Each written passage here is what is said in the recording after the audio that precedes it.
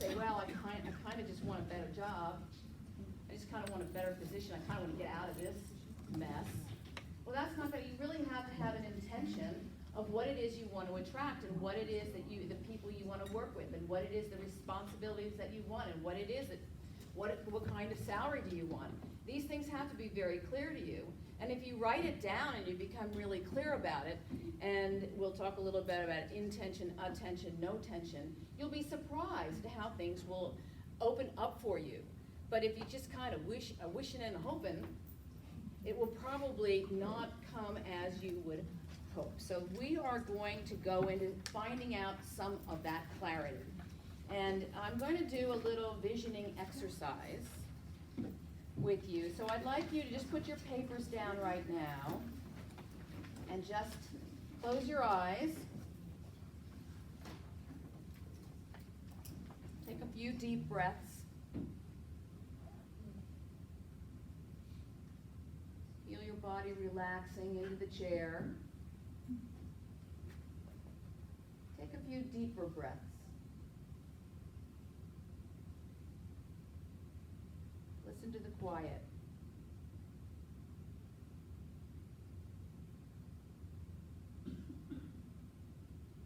Imagine you have just won the $100 million lotto. The annual payout is over $1 million a year after tax. That means that nearly $85,000 per month will magically appear in your checking account. Imagine that. Feel that abundance. For the first time in your adult life, you are totally free of financial restrictions or concerns. Feel that security. Feel that support.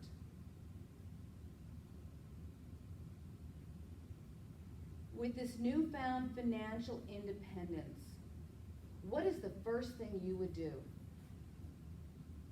Don't think too long or too hard about this, just a gut reaction to this. What would you do? First thing. And with this newfound freedom, how would you fill your days? Would you work? Would you have your same job, but with a difference? Would you retire and start a new business or career? And what would that be?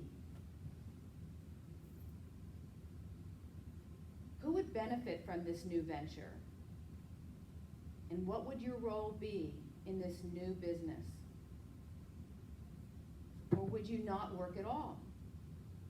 How would you fill your days? Would you travel?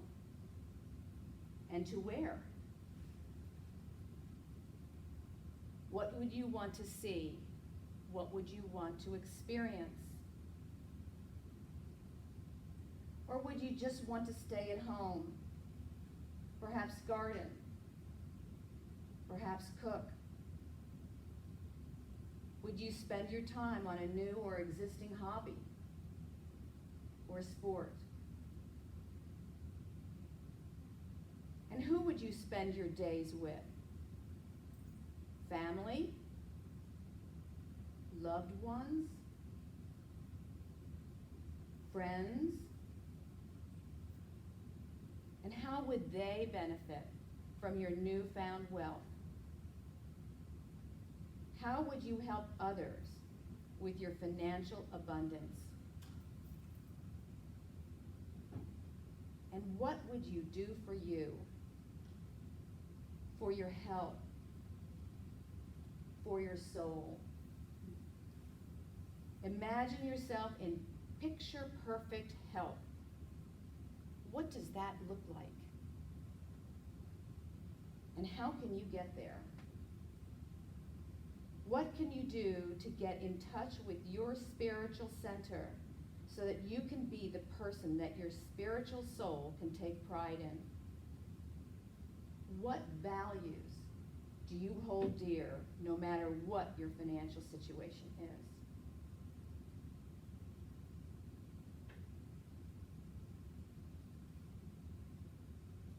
And now you can open your eyes. And if you wanted to just take a few minutes, not very many, on the third sheet of your thing is just kind of what we talked about there. If you want to jot down a couple of your thoughts on that visualization.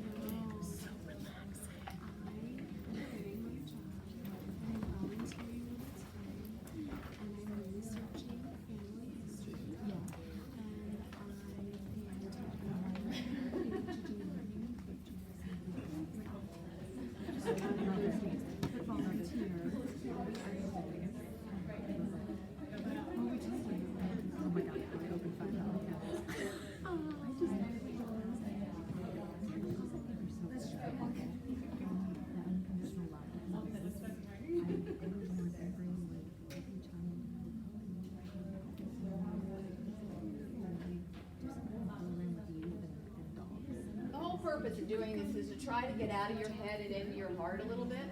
We're so busy filling our minds up with our to-do list that we don't really get into our hearts. How'd you like that exercise? Awesome. Loved.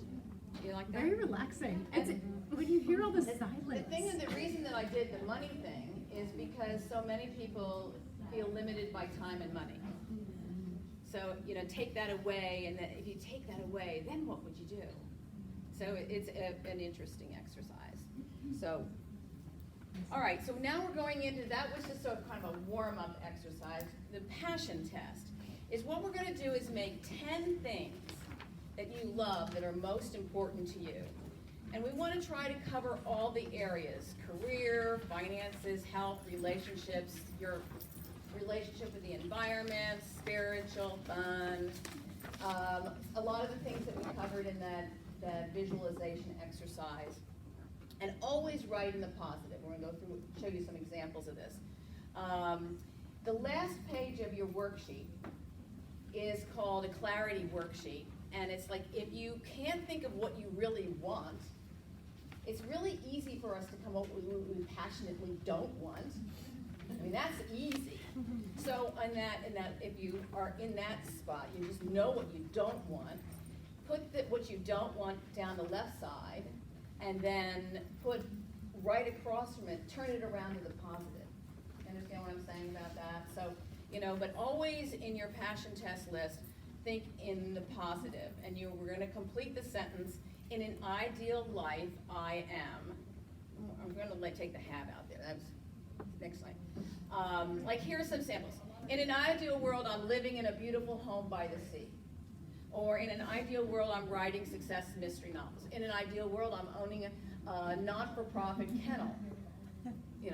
I'm enjoying optimum health. I'm having fun with my personal favorite is that one. Having fun in everything I do. I love that one. Enjoying a supportive relationship with a loving man or woman. Working with a creative team. Spending quality time with my family. Are you catching the drift on where we're going on this? Next one. The using the ing words, that's why I don't love the in an ideal world I have, because that's like stuff. I like the ing because it's more powerful. Let's go to the next slide. It's like, I'm living in joy, and so they say I'm joyful. I'm living in joy. I'm living by the ocean. I'm enjoying the ocean. It just has a stronger, more lifelike quality. See the next story. Okay, so we have a sheet, the fourth sheet there. Here, this one that looks like this. No, not that one. This one. Oops. That sheet. It says, discover the passion test. In an ideal world, I am. So let's just take 10 minutes and fill out as many, and that's 10 right on the back of the sheet if you need to, but just write everything that comes out of your heart. It doesn't make any difference if it's just ridiculous. Just, in an ideal world, and don't even play into skill. Like, if you love basketball, but you're 5 foot tall, just, ideal world, I'm playing NBA sports, whatever, So whatever's coming to your heart, I just want to warn you about the money thing, unless you are really, when I started doing this, I used Donald Trump as an example, and little did I know that he was going to be president, is that, he loves money. I mean, he always has loved money. He likes the deal. This is the most important thing to him, is the deal and the money. And so for him, in an ideal world, I am, financially wealthy. I mean, he wanted to be a rich man. But most of us, and I actually have a girlfriend who's sort of that way too, but most of us only want what money will afford us. We don't really care about opening up the bank account just to see the number. We just want to see the number so that we can go on vacation, or we want to, do something else. We want the freedom that the money gives us. So I suggest that maybe you don't want to be putting financial things in here as much as what that financial thing would get you. So right away.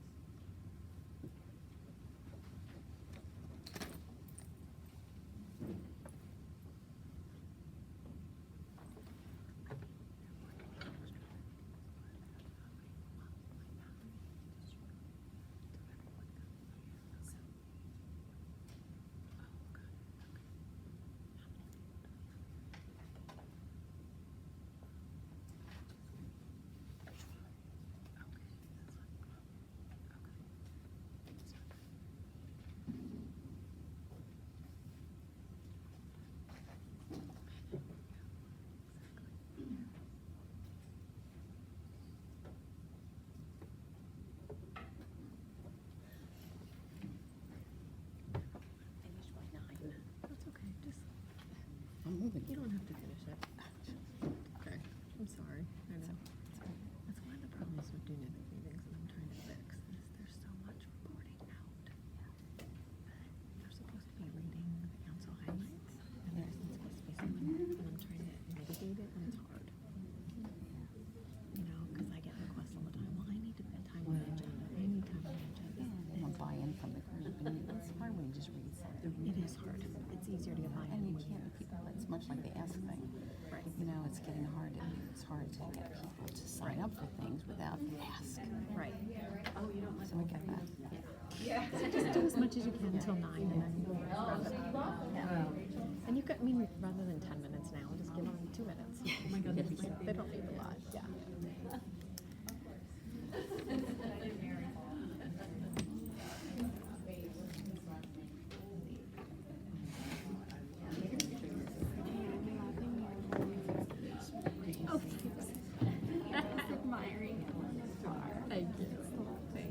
He did well. It's just I know, he's so funny. He's so funny. He's so funny. He really enjoyed talking on the set. He loved it. He came home being Do you want to put the next slide on? Just how do we do that? Next one? Yeah.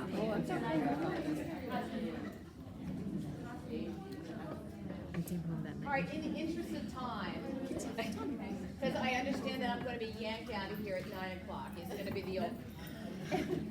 So anyway, the problem is that if you don't do it now, you're going to go home and you probably won't do it. But that's neither to say you can fill this out at home. And the other thing that's going to happen, which is interesting, is that you'll think of things tomorrow. Later tonight and tomorrow and the next day, oh, that should be on my list too. So maybe it's a good thing not to finish the list tonight. Take it home and think about it and keep adding to it. And then the next thing to do is to rank it. Now the ranking thing is kind of interesting because you should really do it with another person. Because you think, oh, I know what the number one thing on my list is. It's my kids, if you have kids. Oh, it's my kids. But if somebody asks you, and I'm going to show you how to do this, it may not, it'd be surprising, it is always surprising to people, the various rankings of their list. So you go and say, okay, you're with a friend, you close your eyes and you say, which is more important to you? Living in a beautiful home by the sea or writing successful mystery novels?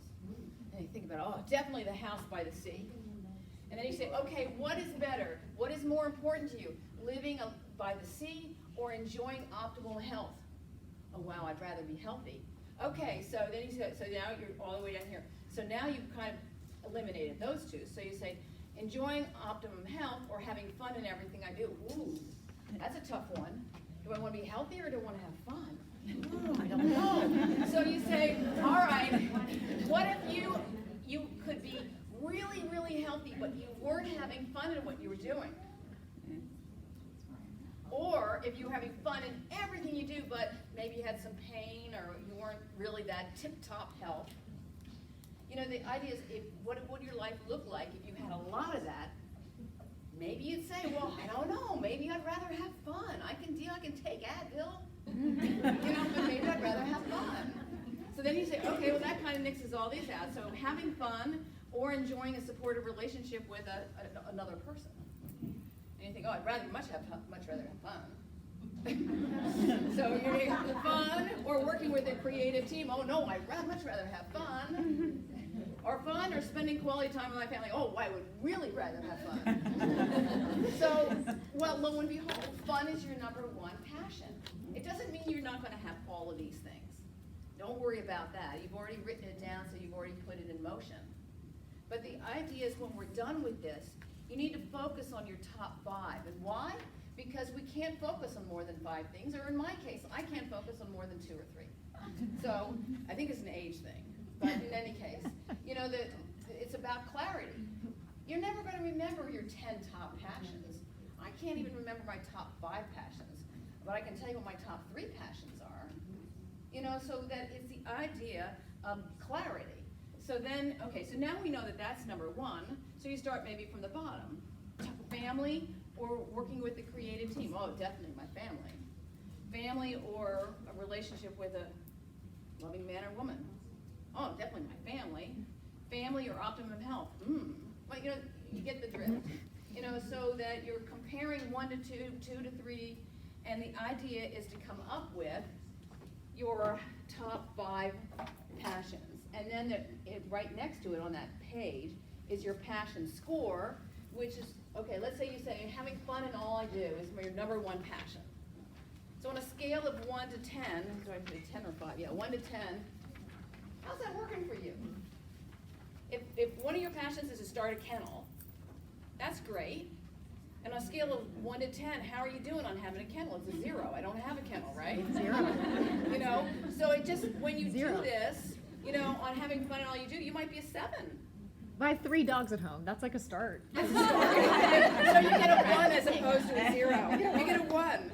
So the point is that I'm working on the it. idea is it gives you an idea of where you are kind of already living your passion and where you need some help. And it's not only about your attention, it's what are you spending your money on? What are you spending your time on? You know, are you buying stuff that doesn't matter? You know, or are you spending the money where you want to, you know, where your passions are? Yeah, where are we here? What's the next one? Oh, there's a scoring thing, okay. How are you, oh, you've done that one. Okay, so there are some index cards on the table. You know, I have these index cards all over my house. And the idea is when you come up with your top 3 to 5 passions, you write them down on the cards. Many cards. Put it in your bathroom, put it in your car, put it on your computer at work. The idea is that you're looking at it all the time. And what you're doing is activating the law of attraction heading your way. You know, so that it's intention, which is you're giving your intention to the things that are important to you. Then you're giving it some attention, which means you're reading the cards. And the thing that I like to do, this is the attention part that I kind of teach in all my classes, is that when a synchronicity happens that correlates with something that you're passionate about, that you are trying to attract into your life, I say frickin' out loud, I love when that happens.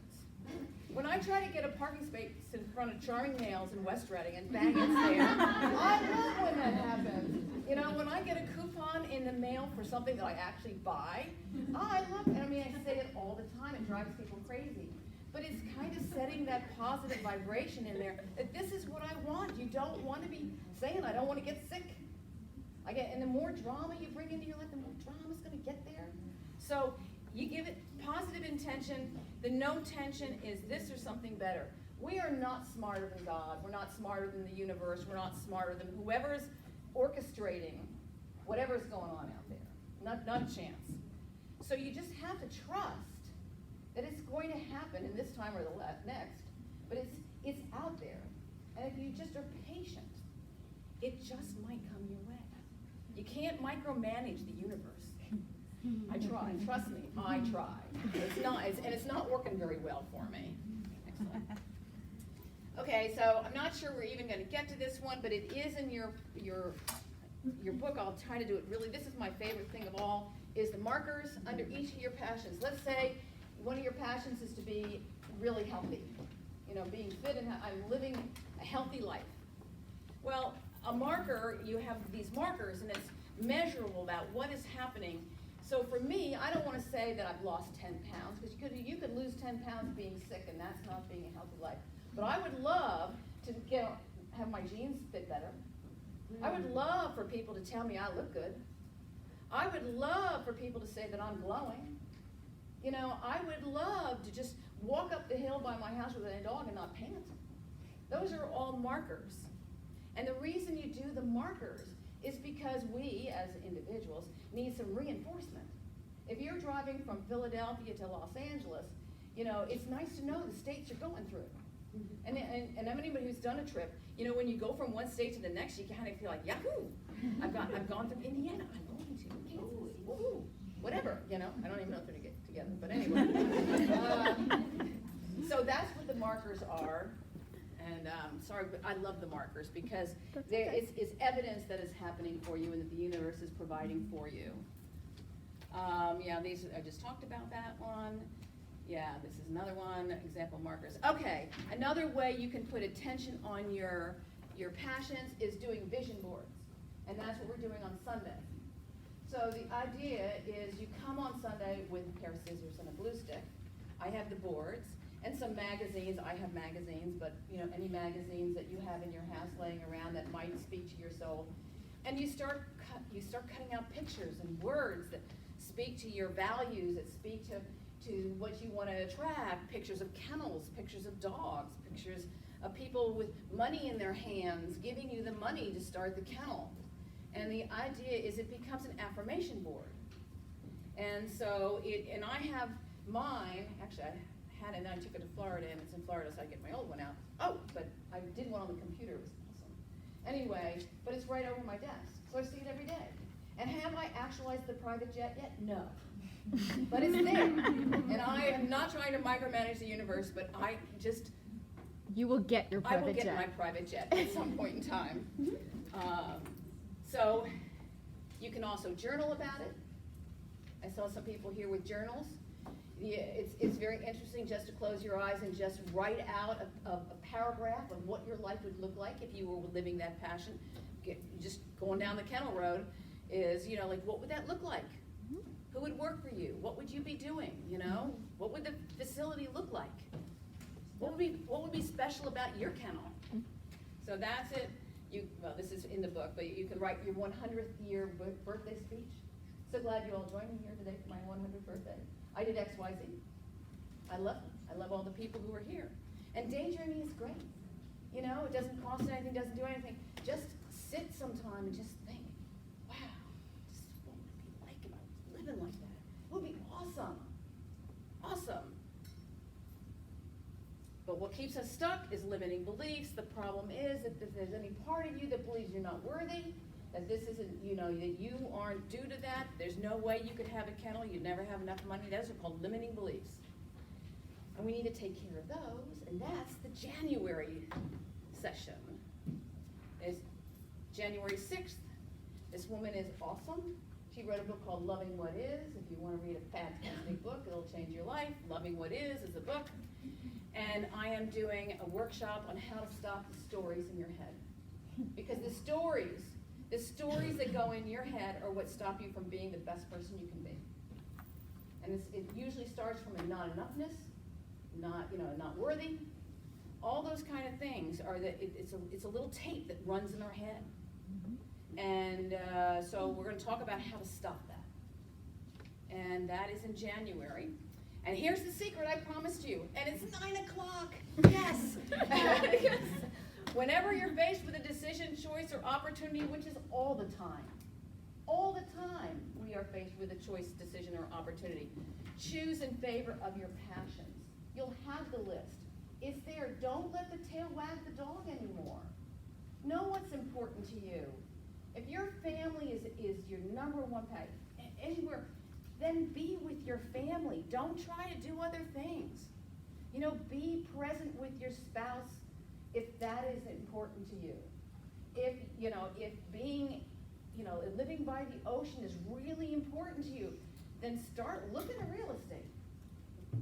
But, live your passions, live your best life. And it's 9 o'clock. Great job, All right, Mary. here we go. I'm gonna walk around the back real quick. Thank you, Mary. Very much appreciated. Thank you. I'm sorry. Hope you get that kennel. Thank you.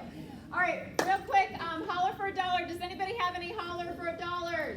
Go, quick. I do. Melissa Smith for Top Notch Training and Ann White for all her help. Don't forget to write your Post-its and give your Post-its to whoever you're recognizing. Daphne. I have two. I've got $1 for all the candy that's on the table. Thank you. Trick or treat. And I got another one for Miriam for standing up in front of all of us. Yeah, there you go.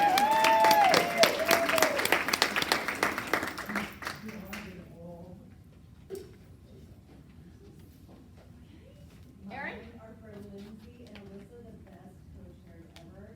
It's so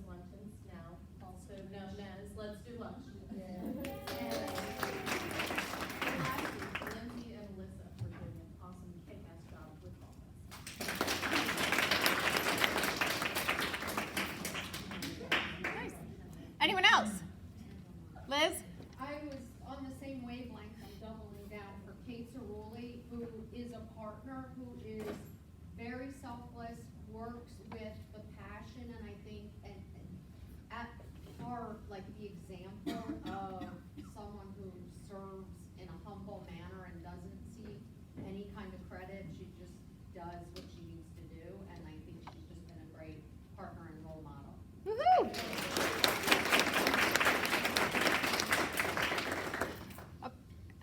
All right, last two. All right, I'm gonna give for Mary because that was a great training. It was Oh, refreshing thank and you. something different. So. Thank you. Thank you. That's what the numbers that we're talking. Carolyn? I want to echo everything Jess said, but also one for Jess for totally handling the entire committee while I was on vacation and sick with bronchitis. So, thank you.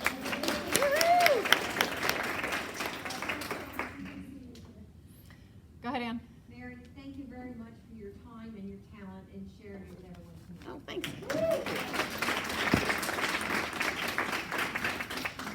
Okay, just a reminder, the signups are on the table for Sunday and also for the coffee session next week on the 2 weeks, the 23rd. And I don't know where we're going tonight, but whoever's going, make a recommendation and decide. So, Carolyn? Sure. So our partner Girls on the Run is having their fundraiser next week, 10/17, right here at the Reading Museum from 5:30 to 7:30. No, I wrote it on the- Pass the word out to you guys. If you guys are interested. Is that okay? $50, you can sign up on the website. Got it. Got it. Thank you. That's my goal. Okay, thank you. Thank you so much. Oh, you're welcome. Thank you, thank you. Thank you. Thank you. That I was was so hearing I some love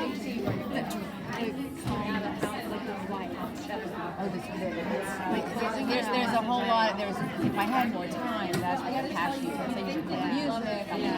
So I normally do this in 2 hours. Oh my God, that's amazing. Wow. Yeah. Anyway, yeah. Thing. That was really cool. So that's amazing. I love it. Very cool. Okay, so let me know what is going on for Sunday. I'm gonna go around and collect sheets after everyone leaves. Okay, all right, that's great. Yes, Thank you. thank you so And much. where are you going? Oh, my husband has a business trip to Austin